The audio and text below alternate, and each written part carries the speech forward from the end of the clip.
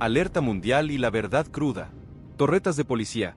Lo que nadie se animó a contar sobre el terremoto en Alpine y la jugada maestra que cambiará la Fórmula 1 para siempre. La bomba que pone a Flavio Briatore en jaque mate total y a Mercedes al acecho. Bienvenidos a tu canal de confianza, donde combinamos la verdad con la emoción que buscas.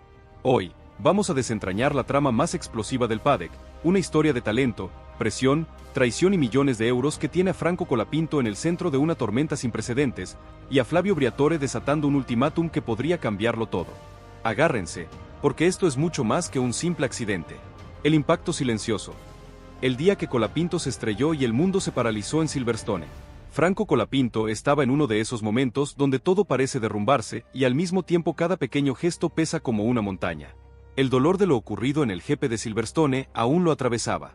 No solo por lo que le pasó con el auto, ni siquiera por la impotencia de no poder demostrar lo que tenía dentro. Lo que más lo golpeaba era esa sensación de aislamiento, de estar dentro de un equipo que, en lugar de arroparlo en el peor momento, decidió mirar hacia otro lado. ¡Qué bronca! ¡Che! Uno lo ve y se le revuelve el estómago, porque sabes el laburo que hay detrás de cada vuelta y que te dejen solo es lo peor. El ambiente ya era denso en el box de Alpine. La clasificación del GP de Gran Bretaña estaba en su punto álgido, y todas las miradas estaban puestas en el pibe argentino. Venía empujando con una determinación feroz, cada milímetro de pista era un grito silencioso de «aquí estoy y voy por todo». Pero de pronto, sin previo aviso, el destino le jugó una mala pasada. La parte trasera del monoplaza se descolgó, una oscilación ligera, un piano traicionero, y en fracciones de segundo, el Alpine se convirtió en pasajero de su propio destino. El control se desvaneció, se le fue el coche, y cuando quiso recuperarlo, ya era demasiado tarde. Terminó de frente contra las vallas de publicidad. El golpe no fue escandaloso en ruido, pero sí en consecuencias. Las cámaras captaron el impacto y enmudecieron. La parte delantera del coche quedó torcida, herida, como si llevara sobre sí el reflejo de una batalla injusta. Franco, dentro del cockpit, no se dejó dominar por el pánico. No hubo gritos, no hubo confusión, solo acción. Rápido, metódico, giró el volante, tanteó los pedales y con movimientos suaves logró sacar el coche de entre las vallas, como un guerrero que se arrastra para volver al centro del combate. El coche volvió a rodar. Las esperanzas, aunque golpeadas, respiraban, pero algo no cuadraba. Desde afuera, el coche parecía entero. Desde adentro, Franco sentía lo contrario. Algo vibraba mal, algo no respondía. El monoplaza había quedado tocado, y sin embargo, volvió a salir como si se negara a perder, como si aún con las piezas resentidas tuviera que intentarlo. Pero fue una ilusión breve. En medio del regreso, mientras buscaba ritmo y medía las reacciones, el coche se detuvo. No hubo explosión, no hubo humo, solo un susurro de abandono. El coche se paró y con él la posibilidad de luchar. La bandera roja no tardó. Era inevitable. La furia silenciosa. Briatore en escena y el aire se corta con cuchillo. Lo que ocurrió después fue aún más impactante. Las cámaras, en un corte sorpresivo, enfocaron un rostro que desató miles de reacciones. Flavio Briatore. Allí estaba, rígido, imperturbable por fuera, pero con una furia que se filtraba a través de los músculos tensos del rostro. No necesitó hablar. La cámara lo captó con un gesto helado, los labios fruncidos, la mandíbula marcada. Estaba furioso, no con Franco, no con el error, sino con la situación, con esa injusticia que parece ensañarse con el que más entrega. Briatore no movía un solo músculo innecesario. Sus ojos estaban fijos en la pantalla, como si pudiera revertir la escena con la mirada. La tensión era tal que el plano bastó para encender las redes. El silencio que rodeaba su figura contrastaba con la intensidad de su enojo. Detrás de él, miembros del equipo se movían con prisa, pero nadie se atrevía a acercarse. Ese tipo de furia, silenciosa y contenida, no necesita estallido para que se sienta como una explosión. Todos entendían lo mismo. Algo muy grande acababa de venirse abajo. Mientras tanto, Franco seguía dentro del coche detenido, con las manos aún sobre el volante, con la radio encendida, con la mirada en el vacío. No golpeó el volante, no gritó, no se permitió el lujo de una rabieta. Sabía lo que eso significaba. Sabía que había hecho todo bien. Sabía que lo tenía, que el tiempo podía salir, que el coche respondía. Hasta que dejó de hacerlo. El esfuerzo se evaporó en segundos. Lo que parecía una vuelta limpia, estratégica, cargada de promesa, terminó siendo la escena de un abandono sin justicia. Las repeticiones eran cada vez más dolorosas. El momento exacto en que el coche pierde el eje, el instante en que pisa el borde y comienza a deslizarse, La colisión con las vallas, nada exagerado, nada espectacular, pero todo lo suficiente para arruinarlo todo. Y en medio del caos técnico, la cámara volvía una y otra vez a Briatore. Era imposible no leer la historia completa en su cara. Él también lo sabía. Sabía que Franco estaba para más. Sabía que el coche no merecía ese final. Sabía que estaban ahí para mostrar otra cosa. El golpe no fue solo físico, fue emocional. Porque este no era un error de piloto, no fue una falta de cálculo, fue una de esas situaciones donde todo se combina en el peor momento. Pista resbaladiza, auto sensible y una línea perfecta que se convierte en pesadilla. Franco fue víctima de esas décimas que separan la gloria del castigo, y sin embargo, lo manejó con una madurez que impresiona. No bajó la cabeza, no pidió disculpas porque no había nada que disculpar. Su única reacción fue respirar hondo, apagar el motor y esperar. En los boxes, el silencio pesaba más que cualquier análisis.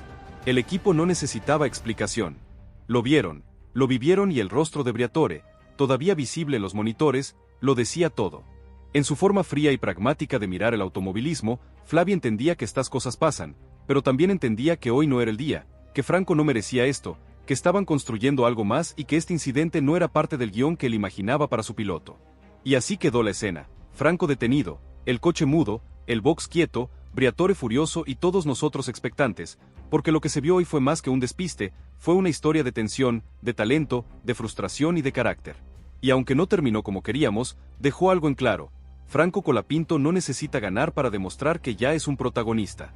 Si sentís la bronca de Colapinto o entendés la presión de Briatore, deja tu opinión en los comentarios y suscríbete para no perderte ningún detalle.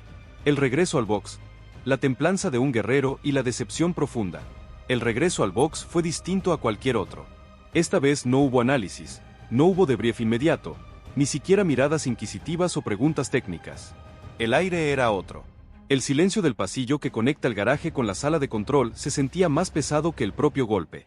Y en el centro de todo, caminando sin prisa, pero con el paso firme de alguien que sabe lo que vale, iba Franco Colapinto. Pero la historia no termina ahí. El ambiente ya era tenso en el box de Alpine tras el accidente de Colapinto durante la clasificación del GP de Gran Bretaña. Pero nadie esperaba que en medio del caos técnico y el desconcierto general, la figura de Flavio Briatore irrumpiera con la intensidad de una tormenta. No fue una aparición casual, fue calculada, potente, con el objetivo claro de hacerse oír. Su rostro, endurecido por la frustración, delataba que lo que estaba por decir no iba a ser simplemente una charla de equipo. Lo que se venía era una declaración de intenciones, una advertencia y quizás una sentencia. Briatore no cruzó palabras con ingenieros, ni se detuvo a evaluar el estado del monoplaza, fue directo hacia donde estaba Franco. Aún intentando digerir lo que acababa de ocurrir, el piloto argentino lo vio venir y supo que lo que venía no era una conversación cualquiera. El silencio del garaje se quebró con las primeras palabras de Briatore, que no buscó rodeos ni medias tintas. Esto no es lo que esperamos de alguien que quiere quedarse aquí. Su tono no era elevado, pero cargaba la gravedad de un trueno contenido. Lo que siguió fue una ráfaga de frases punzantes. Briatore no se centró en lo técnico ni en la mala suerte. Lo suyo iba directo al compromiso, a la actitud, al momento.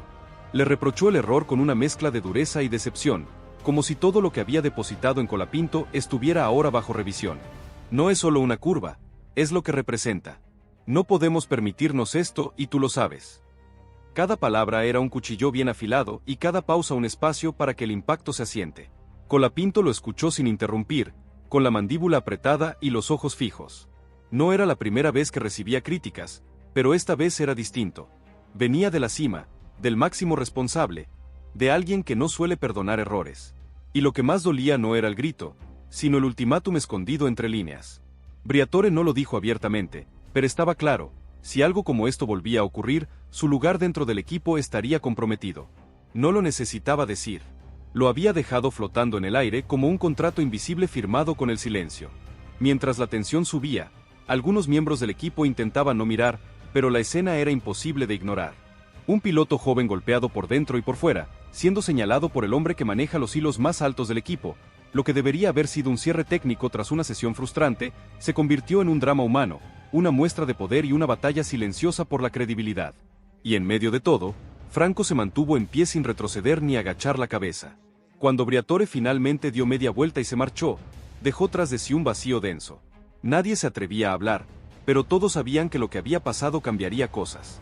Algunos pensaban que era el principio del fin para Colapinto, otros que ese tipo de presiones forjan el carácter de los que están destinados a cosas grandes. Lo cierto es que Franco, tras quedarse solo unos minutos más, se levantó y fue directo al centro de análisis de datos, como si nada hubiera pasado, como si lo único que necesitara fuera entender que salió mal y cómo lo iba a corregir. Lo que nadie sabía era que en su interior algo se había activado. No era miedo, era una determinación furiosa, una especie de fuego frío que quemaba desde dentro y que se encendía cada vez que alguien lo daba por vencido. Porque Colapinto no era ajeno a la presión. Había lidiado con expectativas toda su vida, pero ahora era distinto. Ahora no solo se trataba de su carrera, se trataba de demostrar a sí mismo y a todos que no iba a caer por un error, que un tropiezo no define a un piloto, pero sí cómo se levanta. Esa misma noche las declaraciones de Briatore comenzaron a circular, filtradas por voces del paddock. No se trataba de una entrevista formal, pero bastaron unas pocas frases captadas por periodistas para encender los titulares. Tiene que responder. No puede fallar más. El mensaje estaba claro y no necesitaba traducción. Era una advertencia pública camuflada de comentario casual, un disparo con silenciador directo al orgullo de Colapinto. El argentino, por su parte, no respondió a los medios. Se mantuvo firme en su postura, trabajar en silencio. No era momento de frases hechas ni de justificar lo que ya no se podía cambiar. Lo único que importaba ahora era el siguiente paso, porque aunque el accidente había sido un golpe duro, el verdadero desafío acababa de empezar. La puñalada por la espalda. El secreto que filtró el destino de Colapinto. El día no había terminado, pero para Colapinto todo ya se sentía como si el reloj se hubiera detenido justo en el instante del impacto, desde el momento en que el coche perdió el control y fue directo contra las vallas. Algo cambió en el aire. Volver a salir no había sido una decisión sencilla, y mucho menos lo fue intentar seguir con un coche visiblemente dañado. Él lo sabía. Lo sintió en cada vibración del volante, en cada curva que no respondía como debía. Pero más fuerte que todo eso, fue la necesidad de demostrar que no se rendía. Ni siquiera con el auto lastimado, ni siquiera con los ojos de todos clavados en su reacción. De regreso al box, tras el abandono obligado, el ambiente se volvió una olla a presión. Todo el equipo trataba de mantenerse profesional, pero se notaba el nerviosismo, el roce, los gestos contenidos. Algunos sabían que Briatore estaba ya cerca, que había llegado al paddock y que había visto todo. Cada mecánico bajaba la cabeza, cada ingeniero se refugiaba a las pantallas, en los datos, en cualquier cosa que les permitiera no ser parte directa del momento. Hasta que él apareció. Y en cuanto lo hizo, el silencio fue total. La bronca de Briatore no se hizo esperar. No necesitó levantar la voz para que cada sílaba se sintiera como un golpe seco. Lo miró a los ojos sin pestañear y le dejó claro que la paciencia tiene límites. Incluso para alguien con tanto potencial como él. Si quieres seguir acá, más vale que aprendas rápido. Esto no es un juego. Esas palabras directas y sin filtros se clavaron en el aire como un cuchillo. Nadie se atrevía a intervenir. Nadie osó decir una sola palabra mientras Colapinto recibía la descarga. Era claramente un ultimátum disfrazado de consejo. Pero lo más revelador vino después, cuando Briatore se dirigió a uno de los jefes de ingenieros sin cuidar el volumen ni la privacidad. No podemos permitirnos errores como estos. No, en este momento. El mensaje no era solo para Franco, era para todos. Una forma de marcar territorio, de recordar quién tiene el control. El argentino le escuchó todo y aunque podría haberse ido, quedarse en el rincón del box o incluso perder los papeles, hizo lo que pocos esperaban. Se levantó, respiró profundo y pidió ver la telemetría del accidente. Ese gesto, para los más cercanos a él, lo dijo todo. No se trataba de orgullo, se trataba de entender, de corregir, de demostrar que pese al golpe físico y emocional, su cabeza seguía funcionando como la de un competidor nato.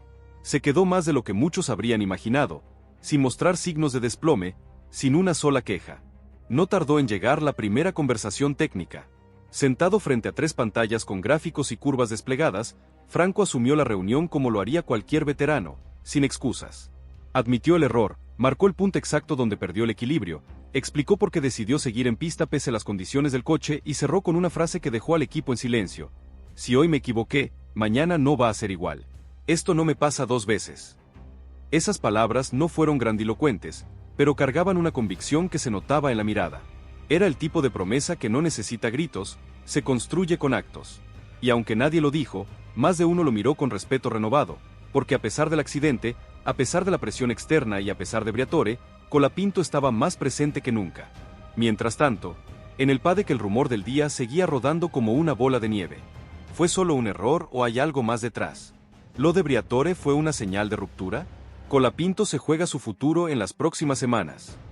Las voces externas crecían, pero ninguna tenía lo que Franco sí, la certeza de que esto, aunque duro, era solo una escena en un guión mucho más largo, porque lo que no sabían los demás es que Colapinto ya había vivido días duros antes. Lo que pasó hoy fue solo un recordatorio de que el camino al éxito no se pavimenta con flores, sino con cicatrices. El box podía ser un refugio o una trampa, y en ese momento para Colapinto era ambas cosas. Había cumplido con lo necesario, se había sentado, había analizado el accidente, había asumido su parte y había hablado sin excusas. Pero el ambiente seguía denso. No se trataba ya del auto dañado ni de la clasificación perdida. Se trataba de lo que nadie decía, pero todos pensaban, ese rumor que no necesitaba ser verbalizado para estar flotando en cada rincón del garaje. ¿Qué va a pasar ahora? Las miradas eran más largas, las frases más medidas y cualquier paso en falso podía sentirse amplificado. En ese clima, Franco salió del box por segunda vez, ahora caminando por uno de los pasillos internos del paddock, esos que separan los espacios del personal del mundo visible de la prensa. Son pasillos estrechos, silenciosos, donde las conversaciones importan más que en ningún otro lugar, porque ahí no hay cámaras, pero todo lo que se dice termina saliendo siempre. Y fue ahí donde escuchó lo que no esperaba. Dos miembros de logística hablaban entre ellos. Sin notar que Colapinto venía detrás, uno le dijo al otro: dicen que Flavio ya habló con uno de los managers de botas, lo tiene en la cabeza. La frase cayó como una piedra. Franco se detuvo apenas un segundo, no lo suficiente como para que lo notaran, pero lo bastante como para que sus sentidos se afilaran. No reaccionó, no se dio vuelta, no interrumpió, solo siguió caminando. Pero ya no igual. Esa información filtrada sin querer no lo sorprendía. Lo que dolía era otra cosa, que las decisiones pudieran tomarse sin siquiera una conversación frontal, que su destino se discutiera como si fuera una ficha más en un tablero gigante. Esa sensación de estar al borde, de que todo lo ganado podía perderse en una jornada, lo acompañó hasta su rincón privado, donde por fin pudo sentarse y dejarse caer un poco, no por debilidad, sino porque el peso emocional del día comenzaba a hacer su trabajo. Pero no estuvo solo por mucho tiempo. Uno de los responsables de prensa del equipo se acercó con un gesto incómodo. Van a pedirte declaraciones oficiales, pero podés decir solo lo justo. Nada forzado. Franco asintió sin hablar, se paró, respiró profundo y caminó hacia el set improvisado de entrevistas como si no pasara nada. Y allí, delante de los micrófonos, ofreció una versión contenida de todo lo que sentía. Dijo que el error fue suyo, que el equipo había trabajado duro, que era un día para aprender, pero en sus ojos, los que saben leer entre líneas vieron la tormenta contenida. Mientras eso pasaba, Briatore no volvió a aparecer en público, pero se dejó ver muy brevemente con un par de directivos de una conocida marca que apoya el proyecto de jóvenes pilotos dentro del equipo. La reunión fue corta, pero las caras serias, no hubo risas ni apretones de mano, solo un intercambio de palabras en voz baja. Y eso en el mundo del automovilismo suele ser más ruidoso que cualquier comunicado oficial. De vuelta en su espacio, Colapinto revisaba su celular por primera vez en horas. Cientos de mensajes, algunos de apoyo, otros de preocupación, un par de pilotos, incluso le habían escrito en privado: esto le pasa a todos. No dejes que te saquen por un mal día. Franco no respondió a ninguno, los leyó todos, guardó el móvil y volvió a lo suyo, porque en el fondo lo único que podía hacer era concentrarse en lo que vendría después, si es que le daban la oportunidad. El equipo cerró el día con un breve informe interno, sin comentarios sobre el futuro inmediato. La orden era clara: no alimentar el fuego, pero la chispa ya estaba encendida. Y si alguien creía que el día terminaría con calma, se equivocaba. Justo antes de apagar las luces, un miembro del personal le susurró a otro. Briatore dejó una frase antes de irse: o este cambia ahora o cambiamos nosotros. Esa frase corrió como un susurro venenoso y cuando llegó a oídos de Colapinto, ya no hizo falta decir más. El comentario explosivo de Gasly. El aliado inesperado que hizo temblar a Alpine. Y sin embargo, justo en medio de ese vacío, una voz inesperada se alzó, una voz que no vino del entorno más próximo ni del lugar más cómodo, sino de alguien que entendió lo que significa caer y sentir que nadie te levanta. Pierre Gasly no necesitaba hablar, no tenía obligación, no era su compañero directo, ni su mentor, ni estaba relacionado con los errores técnicos que rodearon a Franco. Pero habló, y eso en un universo donde todos temen salirse del guión, tuvo el peso de un terremoto emocional porque Gasly no lanzó frases preparadas, no buscó titulares, habló desde la honestidad cruda y eso se notó. Su tono fue el de alguien que, aún sin tener todos los datos, entendía perfectamente lo que había detrás de la caída. Un chico solo enfrentando un entorno que se le venía encima. Gasly lo dijo claro. Admitió no saber exactamente qué había pasado, no querer hablar por Franco, no tener la versión completa, pero aún así lo defendió. Porque a veces lo más importante no es tener todos los datos, sino tener humanidad, y él la tuvo. Porque cuando uno ve a otro compañero pasar un mal momento, no hace falta saberlo todo para ponerse de su lado. Basta con haber estado ahí. Basta con recordar lo que duele cuando te fallan los que te rodean. Y Gasly, que sabe lo que es remar en medio del caos, no dudó en decir lo que muchos callaron. La frase más potente no fue una defensa directa, fue una verdad disfrazada de observación. El auto es complicado, es fácil cometer errores, dijo. Y aunque parecía un comentario técnico, en realidad era un tiro por elevación, porque con esas palabras dejó claro que las condiciones que rodean a Franco no son las ideales, que hay un contexto que lo perjudica, que le expone, que lo deja vulnerable y que en lugar de cubrirlo, lo están dejando al descubierto como si fuera el único responsable. Las palabras de Pierre Gasly no tardaron en circular. No eran un discurso preparado ni un comunicado oficial, pero justamente por eso resonaron más fuerte.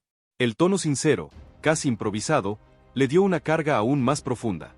Porque cuando alguien habla desde lo genuino, sin cuidarse, sin ajustar sus palabras para caer bien, se nota. Y ese tipo de declaraciones en un entorno tan medido como el de Alpine descolocan porque muestran una verdad que muchos prefieren ignorar. Hay un problema y alguien desde afuera lo acaba de decir en voz alta. Dentro del equipo, la reacción fue inmediata, pero muda. Nadie quiso responder a lo dicho por Gasly. Nadie salió a apoyarlo ni a contradecirlo, porque hacerlo era reconocer que había un tema del que no se estaba hablando. Lo más cómodo fue fingir que no pasó, pero el problema era que sí había pasado. Y Franco, aún sin pronunciarse, lo sabía. Sabía que esa frase había hecho más por su estado emocional que todas las reuniones del equipo los últimos días, porque al final, cuando uno siente que lo abandonan, una sola palabra honesta vale más que 1000 protocolos. Gasly había expuesto con elegancia algo brutal. El auto no acompaña, el entorno no ayuda y las cosas no están bien. No apuntó contra Franco, todo lo contrario lo desligó con respeto. Y eso fue lo que más dolió en Alpine, no el comentario en sí, sino lo que dejaba en evidencia, que desde afuera se notaba lo que adentro se negaban a aceptar. Y cuando alguien ajeno a la estructura tiene más empatía que quienes comparten el mismo box, entonces hay un problema muy serio de base. Franco no celebró el comentario, no salió a agradecerlo, no hizo publicaciones, pero por dentro algo le cambió, porque no era solo que lo hubieran defendido, era que alguien había entendido lo que muchos se negaban a ver, que el problema no era él, que estaba dentro de un sistema mal armado y que con ese contexto exigirle más era cruel. Eso no lo eximía de sus responsabilidades, claro, pero al menos le daba aire, un poco de alivio, la certeza de que no estaba loco, ni era el único que veía como todo se desmoronaba a su alrededor. Para Alpine, lo dicho por Gasly, fue un palito. Sí, pero también fue una advertencia porque si los pilotos de otros equipos ya notaban que el ambiente interno era tóxico, era solo cuestión de tiempo antes de que todo saliera a la luz. No había forma de maquillar lo que todos empezaban a sospechar.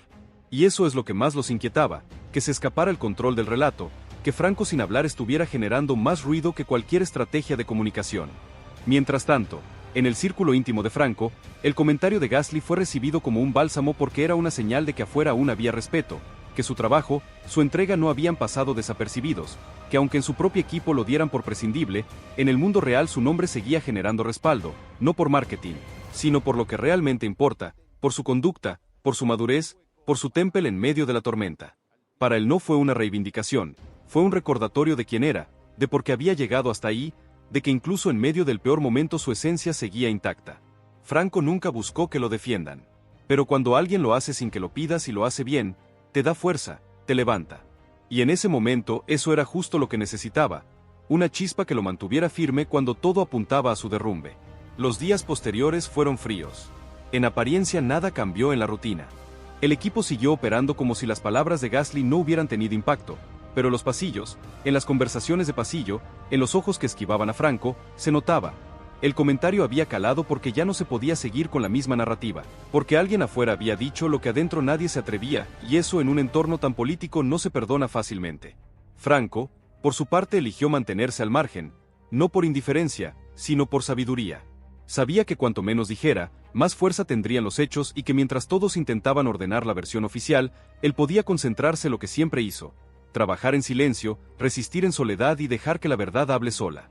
El ambiente dentro de Alpine era denso, no por lo que se decía, sino por lo que no se decía. El comentario de Pierre Gasly había abierto una grieta en una estructura que venía haciendo equilibrio entre la indiferencia y el control de daños. Pero esa grieta ya no se podía disimular porque no venía desde dentro, sino desde alguien externo, con peso propio, con autoridad moral, y eso descolocaba. En las reuniones nadie lo mencionaba, pero todos sabían que el comentario existía y que había sido un golpe seco al centro de una política de silencio que hasta ese momento les había servido. Para Franco Colapinto, cada jornada desde aquel episodio se convirtió en un ejercicio de autocontrol. El aire era distinto. Se notaba en cómo lo miraban, en cómo evitaban cruzarse demasiado con él. No había confrontación directa, pero sí una distancia que no estaba antes, una especie de cuidado artificial que lejos de reparar el daño lo profundizaba, porque si antes lo trataban con indiferencia, ahora lo trataban con precaución, como si sus pasos fueran minas activas, como si cualquier cosa que dijera pudiera ser usada en su contra. Y él mientras tanto optó por lo más peligroso para el sistema, el silencio atento. Los técnicos que compartían espacio con Franco empezaron a vivir una incomodidad creciente. Algunos lo conocían desde los primeros días. Sabían su carácter, su nivel de compromiso, no podían negar lo que estaba pasando, pero tampoco podían intervenir. El miedo al conflicto, a romper la línea interna, pesaba más que cualquier vínculo humano. Y esa tensión se volvía insoportable, porque todos sabían que el equipo había fallado, pero ninguno se atrevía a decirlo. Era más fácil mirar hacia adelante, fingir normalidad, aunque eso implicara dejar a Franco cargando con el desamparo. Lo más duro no era la frialdad, era el cinismo, ese gesto de seguir operando como si nada, como si lo ocurrido en Silverstone hubiera sido solo un mal día más, cuando en realidad había sido el punto de inflexión. Franco lo notaba, no se quejaba, no reclamaba, pero lo notaba cada vez que recibía una instrucción sin miradas. Cada vez que sentía que su nombre era mencionado con precaución, como si fuera un asunto sensible, y así en ese entorno gris se mantenía firme, no por testarudez, sino porque entendía que su única arma real era la templanza. Las palabras de Gasly, mientras tanto, seguían repitiéndose en conversaciones externas, en redes, en notas, en grupos de pilotos.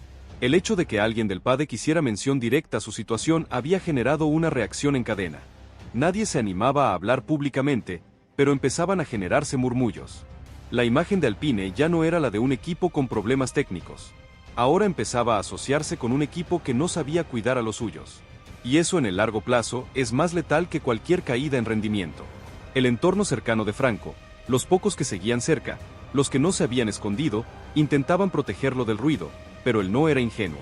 Sabía exactamente lo que estaba ocurriendo. Sabía que se había convertido en un hombre incómodo dentro del sistema, no por lo que hacía, sino por lo que representaba. Su resistencia sin escándalo, su capacidad de sostenerse de pie sin victimizarse, lo convertían en un espejo en el que muchos no querían verse reflejados, porque en él se evidenciaban las fallas estructurales que todos preferían ignorar. En Alpine, algunos empezaban a hacer cuentas internas, a preguntarse si habían manejado bien el caso, si el silencio había sido realmente la mejor opción, porque ahora cualquier movimiento que hicieran iba a parecer tardío y si decidían respaldarlo, sonaría forzado. Si lo dejaban ir quedaría como castigo. Estaban atrapados y todo por no haber actuado con honestidad desde el primer momento. Que cuando uno tapa un error con indiferencia, lo único que hace es agrandarlo. Franco, sin quererlo, se había convertido en el centro de una tormenta política. No lo buscó, no lo provocó, pero estaba ahí en medio de decisiones que no dependían de él, pero que lo tenían como protagonista. Su único escudo era su conducta. Seguir trabajando, seguir cumpliendo, seguir presente, no por orgullo, sino por convicción. Porque si algo tenía claro era que no iba a permitir que lo definieran desde afuera, ni con un error ni con un abandono. Y mientras tanto, en el fondo del box, en esos segundos en que todos están ocupados fingiendo, había miradas que se desviaban hacia él. No eran muchas, pero estaban y hablaban sin palabras, miradas que decían, yo sé que esto no está bien. Pero que no se transformaban en gestos. Franco las veía, no se alimentaba de ellas, pero al menos le recordaban que todavía quedaban restos de humanidad en un lugar que se había vuelto mecánico. El silencio es cómodo hasta que se convierte en un ruido insoportable. Eso fue lo que empezó a ocurrir dentro de Alpine. Las palabras no dichas, las decisiones postergadas, las miradas esquivas, todo eso que al principio parecía una estrategia de contención, empezó a convertirse en una olla a presión. Y el centro de esa tensión seguía siendo Franco Colapinto, no porque él buscara protagonismo ni porque hiciera nada diferente, sino porque su sola presencia era un recordatorio constante de todo lo que se estaba haciendo mal. Ya no alcanzaba con ignorarlo. La incomodidad era evidente. Estaba la forma en que los responsables evitaban mencionar su nombre en reuniones, en cómo se desviaban temas cuando alguien preguntaba por su estado anímico, en la ausencia total de cualquier gesto institucional. Y eso, lejos de calmar las cosas, las exacerbaba, porque todos sabían que en algún momento alguien tendría que dar una no al público, a ellos mismos, al equipo que se jactaba de tener un proyecto sólido, pero que había dejado a un piloto al borde del colapso sin siquiera levantar una mano. Franco seguía trabajando con el mismo compromiso de siempre. Cada día, cada sesión, cada preparación la encaraba con profesionalismo absoluto, pero era imposible no notar el contraste. Mientras él se comportaba como lo que el equipo decía buscar, un piloto centrado, serio, entregado. Desde arriba nadie correspondía a ese esfuerzo. Era como correr una carrera en la que los demás no solo no te dan el coche, sino que además te piden que sonrías. Y sin embargo, él no pedía nada porque entendía que exigir dignidad es admitir que no te le están dando. El efecto Gasly aún flotaba en el ambiente.